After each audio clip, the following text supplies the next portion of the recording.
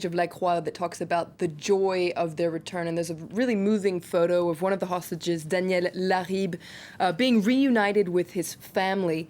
The four men really have a lot of catching up to do because they've been virtually cut off from the world for 3 years. And the Huffington Post takes a look at everything they're going to discover that's changed. Now, some of them had access to the radio, but some were 100% cut off from the world for 3 years. And while the Huffington Post points out a lot has changed. First of all, here in France, the government, the article points out that they might have been surprised to see François Hollande greeting them and not Nicolas Sarkozy, but also everyday things. For instance, while Lou Reed, Steve Jobs, and Bin Laden are dead, Will and Kate had a baby.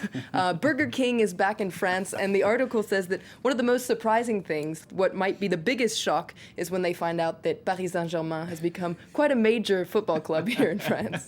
I wonder if they're football fans.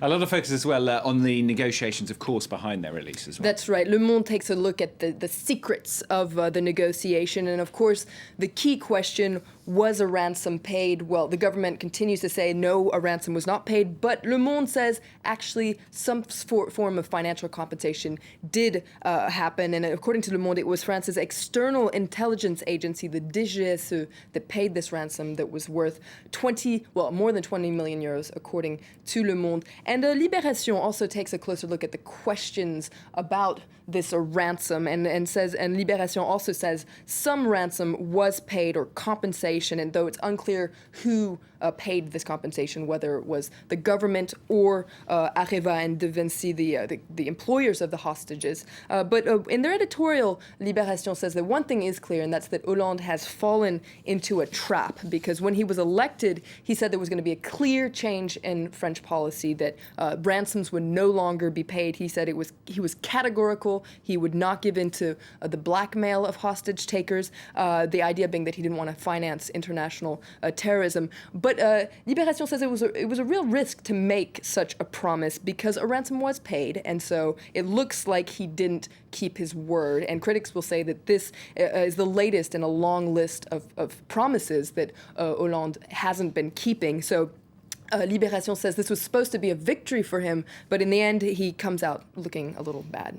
And that from the left Libération as well. Now, from one scandal to another, this time in Valeurs Actuelles, the magazine says that the Élysée set up a big special cell to dig up the dirt on Nicolas Sarkozy. That's right. They're calling this a black cell that was investigating illegally. You can read all about it in Valeurs Actuelles this week. This was a secret cell that was digging around in Nicolas Sarkozy's private archives at the Élysée. And this article says that actually Sarkozy wasn't the only one that the cell was snooping on. Also, IMF chief Christine Lagarde and the former interior minister Claude Guéant. Now, Le Figaro points out that the Élysée denies this and says that all the investigating it was doing was in accordance with the law. The research, as it calls it, was 100% legal.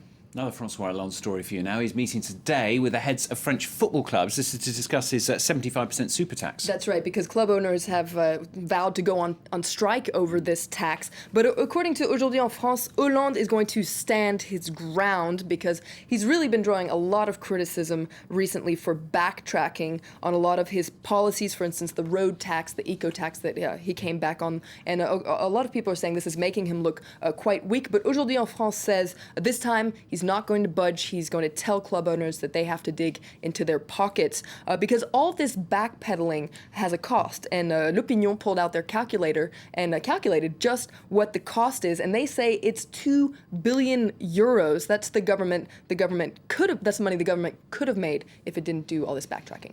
Let's go a little bit wider afield, shall we? Le Figaro taking a trip to outer space. That's right. Let's not talk about hostages or taxes. Le Figaro takes a look at the planets and the stars. Why is that? Well, it's because at the end of the year, Gaia, which is the European telescope, is going to be launched into outer space. So Le Figaro takes a look at what astronomers are hoping to discover. 1,000 planets have already been discovered, but astronomers say that there are billions more to discover, as well as things like extrasolar moons and things like that. Astronomers say that they're hoping to see the edge of our galaxy and perhaps a little beyond. Oh, it's exciting stuff, isn't it? That's the papers according to Planet Flow, anyway. Florence Villeneuve with the French papers on France 24. Coming up then, the latest on those hostages. Going to be talking to our international affairs correspondent Doug Herbert shortly on that. Plus, how the record for the number of Poles who've moved out of Poland to the rest of Europe could soon be broken again. We're going to be looking at why people are still moving away despite Poland's relatively stable economy. That's in focus in the next half hour.